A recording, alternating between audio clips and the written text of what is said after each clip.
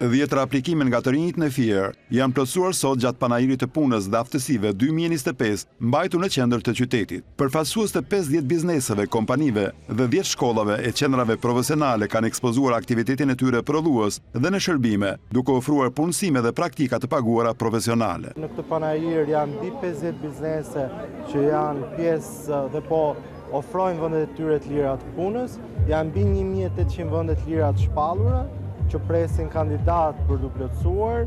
Gjithashtu në këtë panajir prezantohet edhe platforma e punësimit online puna.gov.al, ku çdo i ri, çdo qytetar mund të aplikojë online përmes kësaj platforme dhe nga shtëpia mund vihet kontakt me punëdhënësin.